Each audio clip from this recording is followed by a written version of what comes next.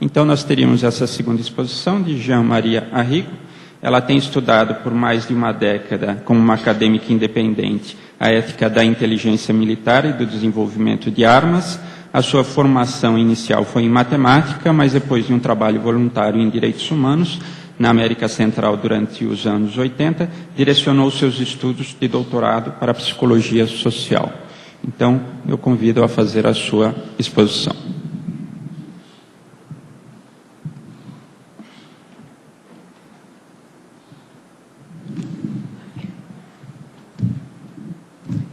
Good morning. 2 days ago, I expected... Okay? 2 days ago, I expected that I would be addressing 20 scholars in a small university seminar room. But I was happy to learn that military and police personnel would be present and people with institutional responsibilities, because I want to talk about the practicalities of ending torture and the crucial roles of security professionals. In the 1980s, while teaching, I'm going to reintroduce myself. In the 1980s, while teaching mathematics in the United States, I was a grassroots activist against torture in Latin America. And the height of my efforts then was a 3-week stint with Peace Brigades International as an escort to indigenous human rights leaders in Guatemala. So the idea was that the death squads would have to attack us if they wanted to get to the indigenous human rights leaders, and of course that would cause a big international scandal because we were Europeans and North Americans and Australians. But my human rights work was tempered by my background as the daughter of a military officer who had been involved in undercover intelligence operations. So in 1990s, I returned to graduate school for a doctoral program in social psychology, and since then, I've worked to give moral voice to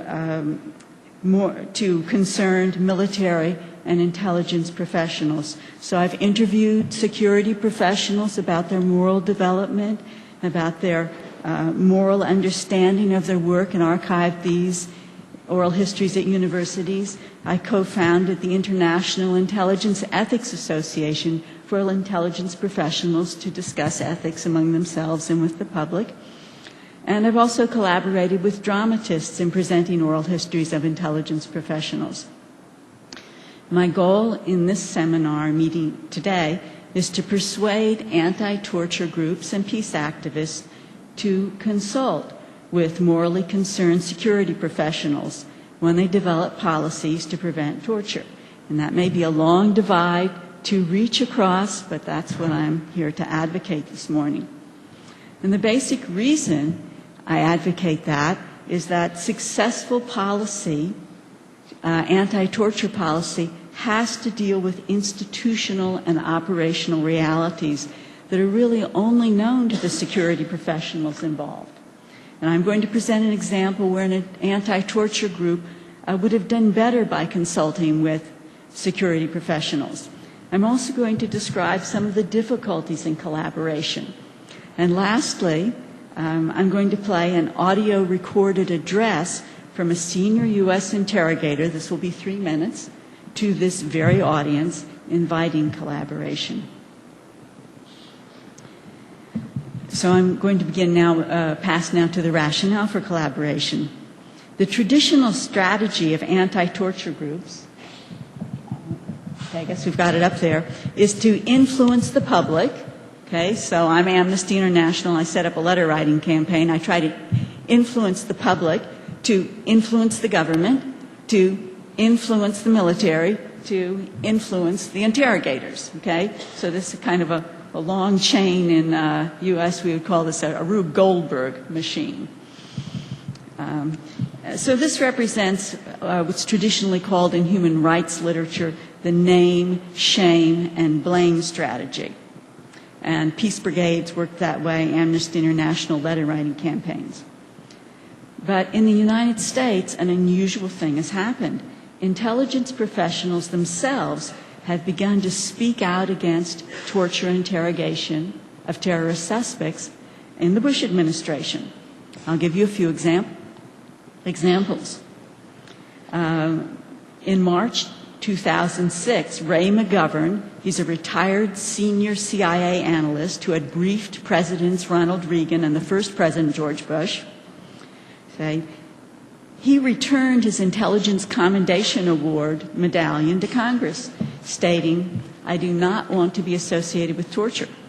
Okay? He and 15 of his CIA colleagues put on these orange jumpsuits that the detainees wear in Guantanamo Bay, and they went around to Congress lobbying against torture. And he's the founder of a group called Veteran Intelligence Professionals for Sanity. So this is a 40-member group of like-minded CIA officers of high rank. My second example is that in July of 2006, 20 former interrogators, military interrogators and interrogator technicians sent an open letter to the U.S. House Committee on the Armed Services denouncing prisoner abuse and torture as counterproductive to intelligence gathering mission. They said, "We don't need this, it hurts our case." So this is unlike the ticking bomb scenario where they say, if you really got to get the information, torture the guy. They say, if we really got to get the information, let us use our non-abusive methods, which we think are the way to go because of being effective. I'll give a third example. In November 2006, I organized a seminar with 4 retired senior U.S. Army interrogators and 7 research psychologists. One of these is going to speak to you at the end. And we collaborated to explain in psychological terms the greater effectiveness of non-abusive interrogation. Okay, so it's not to say torture won't ever give you the truth. People may just tell you the truth on that day anyway, okay? But it's to say that in psychological reasoning, the greater effectiveness of non-abusive interrogation, and also the institutional and social causes of the persistence of abusive interrogation. And these interrogators we met with included directors of the U.S. Army Interrogation Training Program at Fort Huachuca, Arizona. That's the military intelligence headquarters. And also included one of the developers of the infamous SEER program, that's Survival, Evasion, Resistance, and Escape, okay, where people are taught to undergo torture, spies, and so on, pilots. And this is the program which has been reversed, okay, to torture suspects. So one of the developers of this was also with us. Now, because of this opposition to torture by expert interrogators and other intelligence professionals, I want to urge anti-torture groups to consider an alternative schema. So in this schema, the anti-torture groups go first to the interrogators. Instead of having them at the end of the line, they'll go first to the expert interrogators, okay, who will influence the military, okay, the government, and maybe the people, okay. But this recognizes, this is sort of a second wave strategy of human rights groups, where people have found some common ground with security professionals. So they go beyond this blunt technique of shaming wrongdoers to work deeper within government structures. Now we could ask, why would collaboration between human rights groups and security professionals work now when it didn't work on issues of the past? And some of the older of you in the audience will remember the nuclear testing. And in the United States, the problems of, are we going to support pro-U.S. dictators in Latin America? Or what about U.S. covert operations? So the national security experts and peace activists would be on the opposite side. And this was represented by, this division was represented by what philosophers call the liberty-security dilemma. So more liberty, less security, more security, less liberty. An example would be during the Cold War, U.S. support for civil liberties in Latin America was pitted against U.S. support for Latin American dictators who opposed communism. But I'm saying that the liberty-security dilemma doesn't apply on the issue of torture interrogation. That is, if you're really interrogating in order to get actionable intelligence, okay, for information gathering, as opposed to anger or control of populations. The most successful interrogation techniques, according to the expert interrogators, are non-abusive. There are many famous examples. One expert who was with us said, everybody wants to talk to somebody, human nature. My job is to become the person you want to talk to. Okay, that's how he looks at his job. Like many specialties, though, interrogation expertise is not something for 19-year-olds with 16 weeks of training, okay, any more than surgery is. It's extremely demanding of social skills, cognitive abilities, training, maturity, experience, and mentorship, as elucidated by our seminar interrogators. And it was really quite amazing to be around these experts because of the kind of self-mastery they had, situational awareness. They would know what happened in a conversation over a period of half an hour. We would have no idea. Their attention to detail. The idea that psychologists would be helpful to these people was really quite amusing, right? Because they had this kind of self-mastery and awareness and sort of goodwill that made you just, relax into it. And genuinely liking and respecting people. Very tolerant, not hating terrorists and so on, being able to see the world from their point of view. Further than most of us can go. Okay. So they would say that what we need is competence. Angry, or frustrated amateurs easily turn to violence. Further, the U.S. military, and I think others, thrive on cultures of honor, and torture of captives widely signals corruption of honor, violating the Nuremberg principles, the laws of land warfare, the Geneva Conventions, and the core values of all the U.S. military services. Military people are very sensitive to the issue of honor. 10 retired U.S. generals and admirals made this point. Usually generals and admirals are not out speaking against the president, okay? They made this point in a January video widely distributed in the U.S. called, "Do We Want Our Kids to Be Torturers?" It's the political leadership that drives abusive interrogation policy in the United States today. Psychological research on political conflict clearly demonstrates that leaders can gain popularity with people of authoritarian dispositions by promoting cruelty to enemies.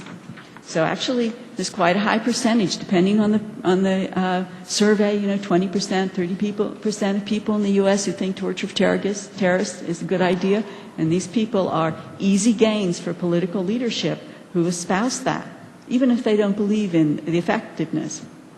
So, what I want to say is that at least in the United States, anti-torture groups and expert interrogators on the same side of the torture interrogation issue. They may have other ideological differences. I mean, they do, okay? But in this matter, they would come to the same recommendations. Now I want to give you a case study of where anti-torture groups, I think, would have done better to seek the consultation of morally concerned interrogators. And this has to do with the California State Resolution on Health Professionals' Participation in Torture. Now, in the United States, physicians, nurses, psychologists, physicians' assistants, all these people are licensed to practice by the individual states, California, New York, Florida, and so on. And the Department of Defense and the CIA, they all require their health professionals to be licensed in the states in which they practice. I mean, everybody has to be licensed, engineers, architects, so on, but they have to be licensed. So, well, and in the war on terror, unfortunately, there is irrefutable evidence of health professionals, doctors, psychologists, and so on, participating in torture. So last month, 28 anti-torture groups introduced a resolution into the California State Senate. And the idea was to get these state licensing agencies to stop California health professionals from participating in torture, right? So, the resolution, which is non-binding, okay, but it still has the force of the California Senate behind it, goes this way. The punchline is that that state licensing agencies must request that the Department of Defense and the CIA remove all licensed health professionals from participating in any way in prisoner and detainee interrogation. Okay, it's not presenting them just for participating in torture, because they say once we're there, who knows, the pressures are great. They cannot participate in interrogation. That's the idea. Okay, now, this passage of this resolution would represent an extraordinary moral progress. And in fact, I testified in favor of it. And it passed out of the first committee. So now it will come to the Senate for a vote in the next month or so. But I want to show you some of the difficulty with this. It doesn't tell the Department of Defense how on earth to implement it. So could we have this picture of an interrogation form up? Okay, you'll see in the first box there, it says under source medical clearance, somebody has to certify that the detainee has been examined and is physically fit for an interrogation. Well, does that make sense? The source, as they call the detainee, okay, the source could have been injured in combat preceding capture, necessitating care. Or the person may have a pre-existing medical condition that, you wouldn't just see, such as, asthma or diabetes. You're not supposed to give them a candy bar during the interrogation. But in field conditions, there may not be any medical personnel. Yet someone has to take medical responsibility for the prisoner prior to interrogation. An interrogator elaborated on this. He said if there's no medic available, that doesn't mean questioning doesn't take place. It could be urgent. The interrogator can be the medical authority. That is, if you cannot willingly deny medical attention. If it's apparent that the person needs medical attention, you have to give it to him. And you can't interrogate until you do so and reevaluate. Now, the reason I bring up this example is because we see here that all grades of medical expertise, from the person who's just had a first aid course to the person who's the heart surgeon, okay, they all kind of interweave in this whole issue of interrogation. So implementation is difficult. The next vignette is from another interrogator, illustrates the risks to interrogators of having no medical expertise on hand. Okay, we're still pursuing this problem of how the California state resolution could be implemented, okay, of having no health professionals around. So he's giving an example when he was in Vietnam. He said, so there was a fight. They captured this guy, and I get a call wire to wire, and they say, there's a helicopter in, there's a prisoner on it, we want him interrogated right away. So when the helicopter landed, this guy got off. I sat him down right there in the tent and talked to him, got some information, and then I walked him back over to the cage where the prisoners were kept. Well, about an hour later, this lieutenant comes over and says to me, the interrogator, you're going to jail, mister. I knew you guys were beating people up, and I got the proof now. So, the interrogator says, we went over to my major, and he brings this prisoner out of the cage, and the prisoner has a big black eye and bruise on his cheek. And the major points at me, the interrogator, and he says to the prisoner, did that American do it? And the prisoner looks at me and goes, no, those guys that captured me. I was trying to stick them with my bayonet, and one of the guys hit me with his rifle. Well, what happened was that the prisoner had been bruised in the act of battle, and the interrogator got him within minutes and spoke with him, then sent him back.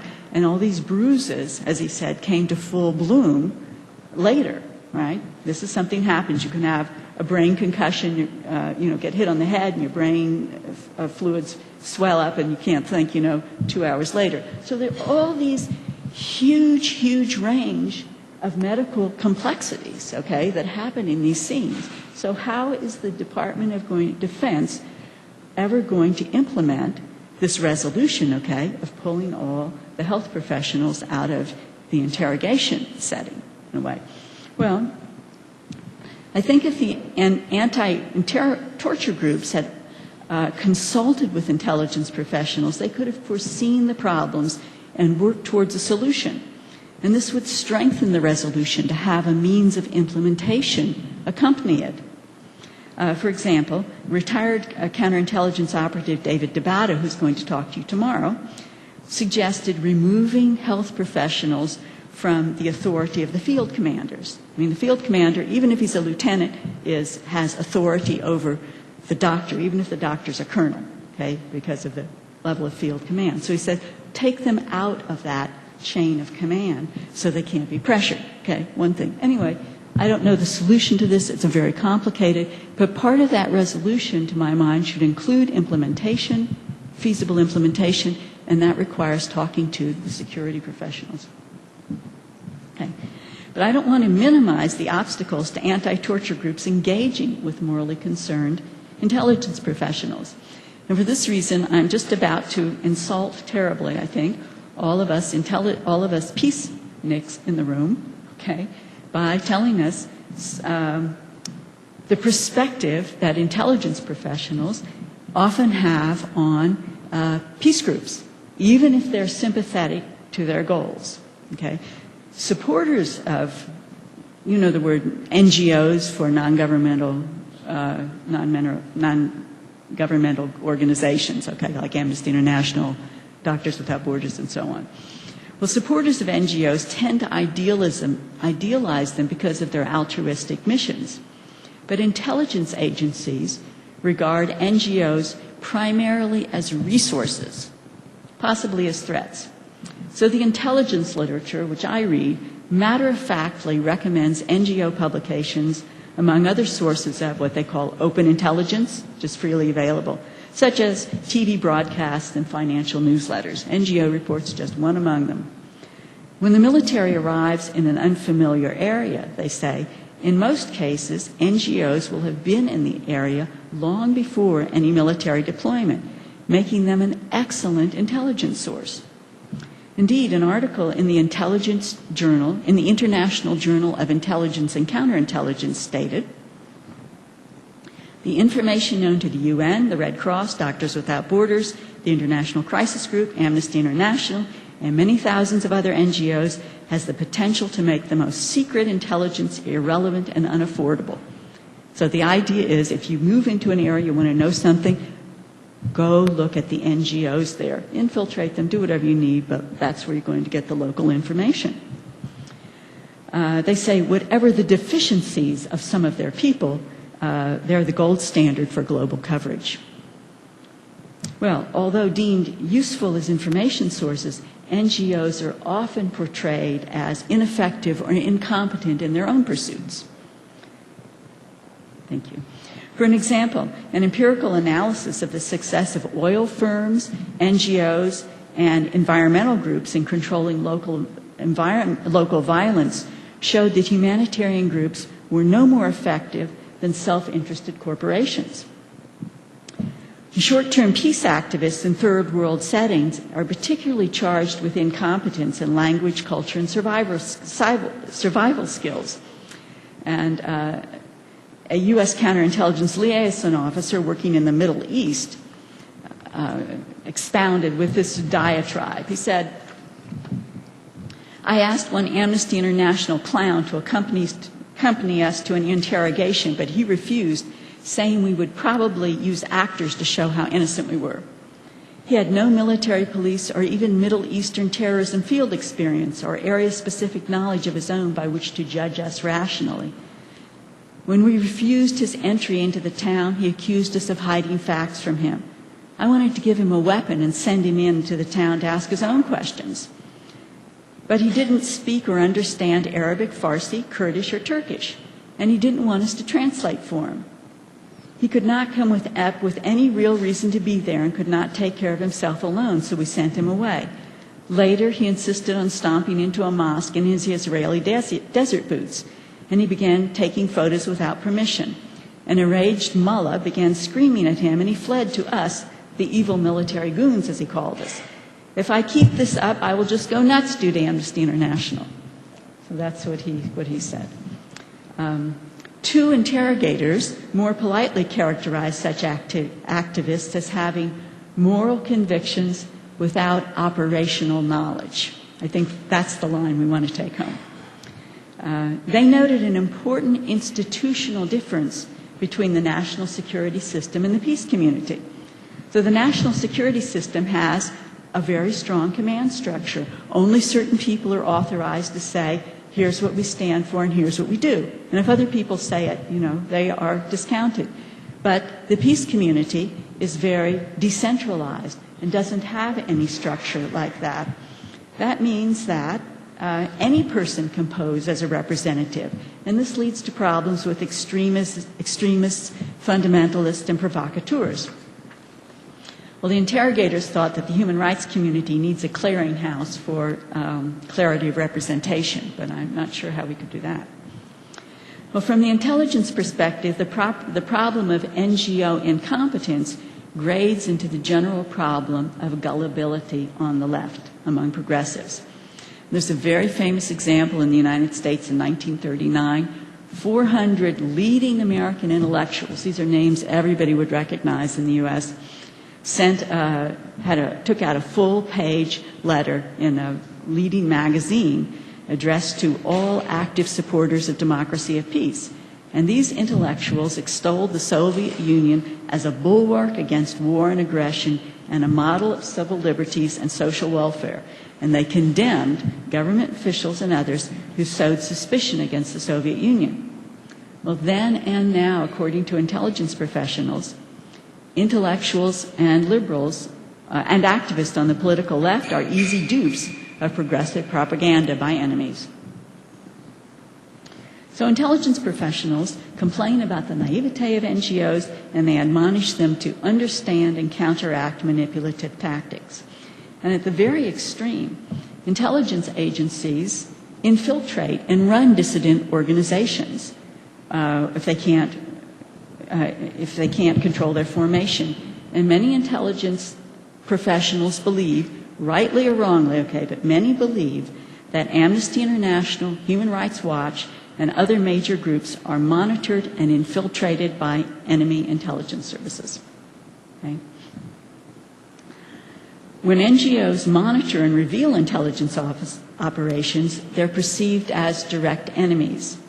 So the previously quoted intelligence liaison officer, who was upset about the Amnesty International monitor, he says, of course, Amnesty International does not want us to be effective in preventing terrorist attacks in country, or in the U.S. for that matter. So he argues that intelligence matters are classified for a good reason. He said, I saw a whole terrorist cell released due to Amnesty International's efforts that ended up with a few Americans and many foreign nationals killed before their capture. I hope you're going to send some of these to my mother.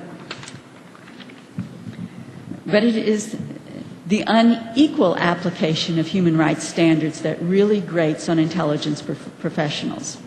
And that same liaison officer said, Amnesty International constantly whined about the Shah mistreating prisoners, the Shah of Iran. But then when the Ayatollah took over, he tortured to death hundreds of thousands and held mass executions of pro-Shah towns and villages, and Amnesty did not say a thing. So they're asking for uniform coverage, fair-minded coverage. Intelligence professionals are also quick to identify manipulative actions by human rights groups. And I want to consider this case. Last November, 2 North American priests attempted to deliver an anti-torture letter to the commander of U.S. Army Military Intelligence Headquarters. And the priests were arrested very dramatically, kneeling in prayer halfway up the driveway to the commander's office. Well, a senior interrogator, this is the one you're going to hear from later, who's deeply opposed to torture, said this. He said, well, here's how I see it. The priest wanted to, quote, deliver a letter to General Fast in Fort Huachuca. This stated objective is disingenuous, slighting, as it does, the U.S. Postal Service, and obscuring the fact that the form the priest took to deliver the message, that is, kneeling down in prayer halfway up the driveway, points more to an attempt to draw an attention than to carry a letter from point A to point B. He said, I would file this under S for stunt, publicity. He said, I applaud their motives, but not their means. I feel that the story is now how priests have been disrespected instead of about torture. So this was theater from their point of view. And they're objecting because if it's political theater, that the people who performed it should actually look at the responses of their intended targets, namely the military. Okay? That would be their objection to it. So, what I've given is a small but I hope instructive example of the complaints I've heard from intelligence professionals about NGOs. And these complaints are obviously very biased, some inaccuracies, but not completely without merit. And I want to lay out the intelligence perspective on NGOs to assist anti-torture groups in communicating with morally concerned intelligence professionals. Don't use political theater, speak straight, speak honestly, be competent, and so on. I'm going to conclude my presentation now with a 3-minute address recorded by a senior U.S. interrogator for this audience today. And he speaks anonymously here, but my oral history of this interrogator and his actual name are archived at Hoover Institution Archives, Stanford University in California. So his talk now, and then I'll say a few more words in conclusion.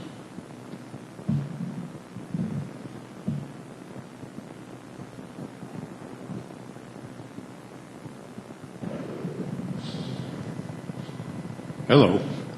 I am an interrogator. It's February 2008, and I'd like to thank Jean Maria Arrigo for this opportunity to address you good people at the International Seminar on Torture at the University of São Paulo. I retired from the United States military in 2006 after over 20 years as an Army interrogator. I prefer to be unnamed because I remain active in the training of interrogators. I retired from the military as a senior interrogator with experiences in Operations Desert Storm and Iraqi Freedom in the Middle East and Operation Joint Endeavor in the former Yugoslavia. The issue of torture as associated with interrogation is very important to me, and it has come to the forefront in recent years in connection with the effort to combat terrorist extremists. I will tell you that in my decades of experience, I do not know any competent interrogator who would resort to torture. Not one. My colleagues and I are committed to using very effective means of interrogation that are far more humane and yield more reliable results. But the key is competence in interrogation. There is a general assumption that those that conduct interrogations are trained to do so, and in light of events that have occurred over the past few years, my colleagues and I question this. Only a person trained in the very basics of human communication can begin to manifest the competence I speak of. This competence begins with formal training in the field of interrogation, but it takes a few years of experience to develop full expertise, which comes from extensive mentorship. Effective interrogators must have the tolerance, maturity, social skills, self-control, and awareness to confront extremists. We see no sign of this competence in reports of the interrogations with so-called enhanced methods that included waterboarding. Let me make myself clear to those that justify abusive methods in interrogation in the name of getting information. Do not make excuses. Do not make laws. Do not otherwise authorize torture or abusive techniques in the field of interrogation. I am telling you I do not want your authorization to torture, and furthermore, I do not need it. Human rights organizations and scholars are doing great work to eliminate torture in all forms and under any circumstances. What has largely been missing from the discussion, however, are the voices of seasoned professionals trained in interrogation. We want to tell human rights scholars why non-abusive methods work better than abusive methods. We want to tell you specifically what institutional changes are needed to prevent torture. Good intentions and even good laws are not enough. They have to be translated realistically into good operations. But we need you to include interrogators in the debate. I know you'll be surprised by how many of us are on your side. Thank you, and keep up the good work you are doing for all of us. This senior interrogator's offer is sincere. If security forces in Brazil invite him to train their interrogators in non-abusive methods, or if Brazilian anti-torture groups seek his advice on interrogation matters, he or his colleagues will oblige. You can contact him through me. I am most hopeful that the anti-torture activists and the military and police professionals in this auditorium will seek each other out for direct collaboration in the institutional details of ending torture. And in these hard times of legalized torture in the United States, we need your inspiration. Thank you.